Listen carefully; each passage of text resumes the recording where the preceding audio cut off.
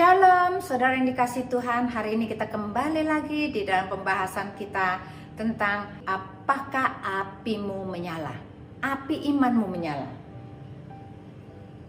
Apakah api itu? Ternyata api itu adalah pelita hidup kita. Apakah pelitamu menyala? Kita akan membahas pada hari ini. Sebelumnya, mari saja kita berdoa dulu. Tuhan Yesus, terima kasih hari ini kami mau bahas firman-Mu. Berikan kami mata rohani yang terbuka supaya kami diberi pengertian. Terima kasih Tuhan, dalam nama Yesus, haleluya, amin. Puji Tuhan. Ternyata banyak orang berjalan di dalam kehidupannya sebagai orang Kristen, tetapi pelita hatinya nggak nyala. Karena suatu hari Tuhan Yesus akan datang kedua kalinya. Tuhan Yesus akan mengumpulkan semua orang Kristen. Orang-orang Kristen yang punya KTP-nya Kristen dan orang-orang Kristen yang ada surat baptisnya. Semuanya menghadap Yesus. Lalu Tuhan Yesus ada di sebelahnya, ada malaikat berkata kepada malaikat, "Malaikat, tolong dipisahkan. Pisahkan yang hatinya menyala di sebelah kanan. Yang hatinya redup, mati hidup di sebelah kiri." Kemanakah mereka akan pergi? Ternyata yang sebelah kanan Tuhan katakan, masuklah ke dalam surga, dan sebelah kiri masuklah ke dalam neraka. Sisi mana yang engkau mau pilih? Karena sekedar menjadi orang Kristen itu bukan hanya sekedar KTP-nya atau surat baptisnya. Karena dengan KTP dan surat baptis engkau tidak bisa masuk surga. Yang harus kita lakukan, hati kita harus menyala-nyala. Itu yang Tuhan mau. Bagaimana cara membuat hati kita menyala? Kita harus belajar untuk mengasihi Tuhan lebih dalam lagi, lebih banyak lagi, lebih deep lagi daripada sebelum-sebelumnya, daripada tahun-tahun sebelumnya. Semakin hari kita harus semakin mencintai, semakin dalam, semakin mau berkorban buat Tuhan. Inilah yang Tuhan mau. Yuk mari kita lihat ayatnya. Mazmur 119 ayat 105 berkata begini, "Firman-Mu itu pelita bagi kakiku dan terang bagi jalanku." Matius 6 ayat 22 dan 23 berkata begini, "Mata adalah pelita tubuh. Jika matamu baik, maka teranglah seluruh tubuhmu. Jika matamu jahat, gelaplah seluruh tubuhmu." Jadi jika terang yang ada padamu menjadi gelap, betapa gelapnya kegelapan itu. Berarti Tuhan minta, kalau mata kita ini terang seluruh tubuh. Kalau mata kita ini gelap seluruh tubuh. Karena ternyata apa yang dilihat manusia itu yang akan mempengaruhi hatinya. Kalau dia banyak melihat harta, hatinya dipenuhi oleh harta. Kalau dia banyak melihat firman tiap hari, maka di dalam hatinya ada firman. Firman itu berkata, firman itu adalah pelita bagi kakiku, terang bagi jalanku. Berarti yang harus kita lakukan, kita harus tahu bahwa kita mau dipenuhi oleh terang Tuhan. Cahaya Tuhan yaitu cahaya firman. Jadi jangan salah ambil prioritas dalam kehidupanmu supaya engkau tidak menyesal. Apa yang harus kita lakukan? Hal yang pertama, untuk membuat kita menyala, apa yang harus kita lakukan? Ayo, Mazmur 119 ayat 107 dan 108 sampai 109 berkata begini, "Aku sangat tertindas, ya Tuhan, hidupkanlah aku sesuai dengan firman-Mu. Kiranya persembahan sukarela yang berupa puji-pujian berkenan kepadamu ya Tuhan. Dan ajarkanlah hukum-hukum-Mu kepadaku. Aku selalu mempertaruhkan nyawaku, namun Tauratmu tidak aku lupakan. Hal yang pertama yang harus kita lakukan adalah ternyata hanya membaca kitab Taurat. Kita baca Alkitab Perjanjian Lama, Perjanjian Baru tanpa jemu-jemu setiap hari. 5 pasal. Kita download supaya kita mendapatkan terang jalan kehidupan. Orang yang malas baca Alkitab pasti tidak punya pengetahuan, karena pengetahuan gak datang begitu aja. Orang yang mau lulus menjadi dokter, dia harus belajar dulu. Dia harus masuk tingkat SD, SMP, SMA, universitas, ambil spesialis kedokteran, maka dia akan jadi dokter. Tapi kalau dia tidak pernah belajar, bagaimana mungkin tiba-tiba dia nggak pernah sekolah jadi dokter? Hal itu nggak mungkin sekali. Demikianlah Tuhan dalam kehidupanmu dan kehidupanku.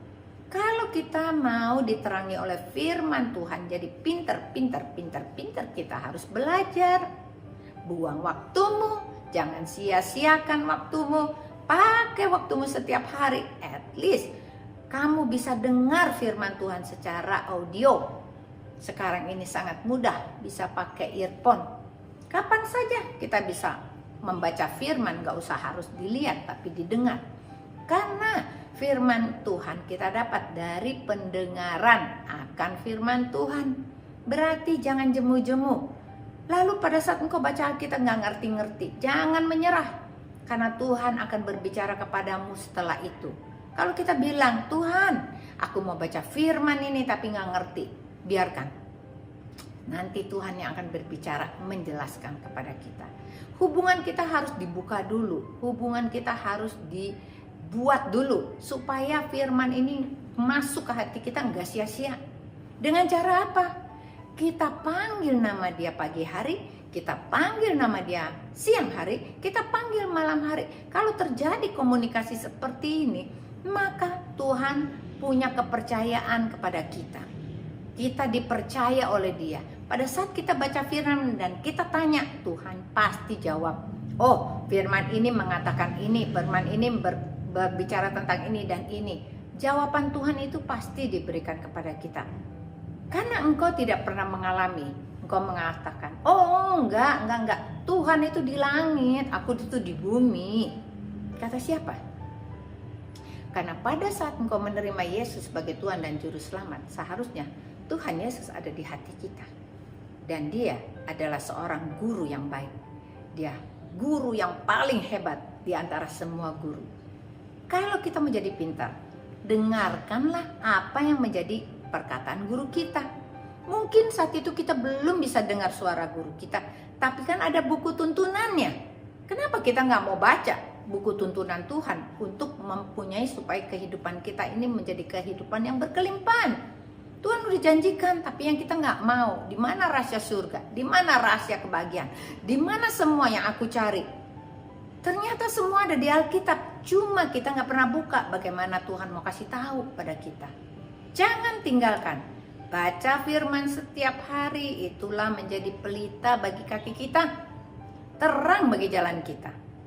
Jangan lupakan, rahasia ini besar, rahasia ini benar. Tapi banyak orang gak mau taat dengan banyak istilah. Gak ada waktulah, gak cukup waktulah, aku udah sibuk lah. Tuhan berkata engkau punya 24 jam. Berapa waktu yang kau berikan buat Tuhan?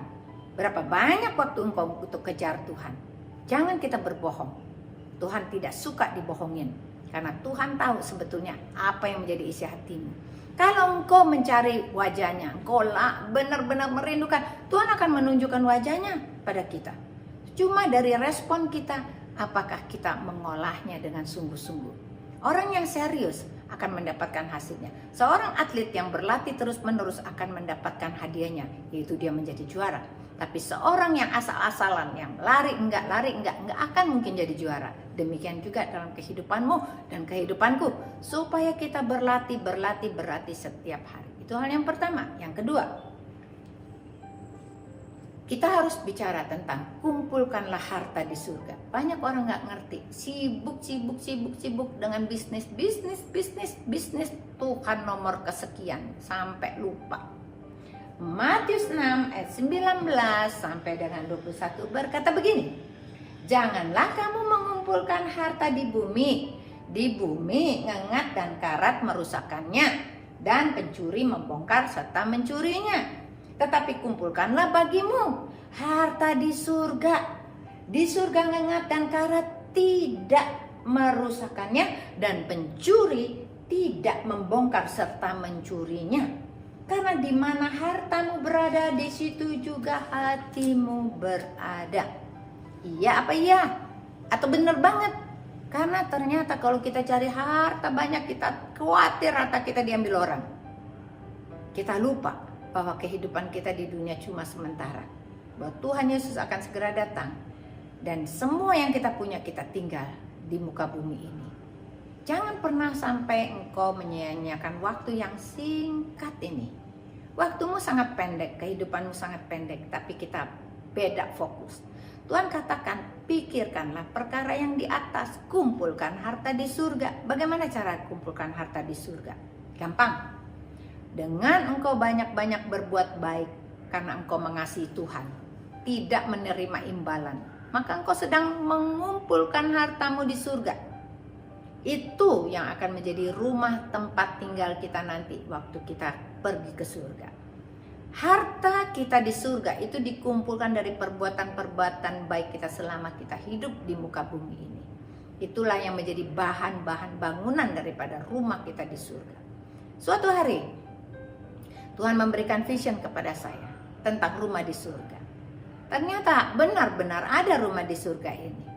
Dan saat saya dibawa untuk ke atas dan tiba di sebuah padang rumput, lalu diperlihatkan bahwa di situ malaikat sudah menunggu saya, dan di situ ada gedung putih, dan ditunjukkan ada makam seseorang, dan di situ malaikat berkata, ini adalah makam suaminya, istrinya akan datang segera. Saya dibawa masuk ke dalam ruang aula. Waktu di dalam ruang aula itu, di situ saya lihat semua malaikat berkumpul banyak sekali yang akan menyambut orang yang akan datang ke surga ini. Dalam penglihatan saya, orang tersebut ada di rumah sakit yang sebentar lagi akan pergi ke surga. Pada saat itu saya lihat lagi, saya dibawa masuk ke sebuah ruangan, dan ruangan itu panjang sekali. Itu ruangan makan, banyak orang berpakaian pesta.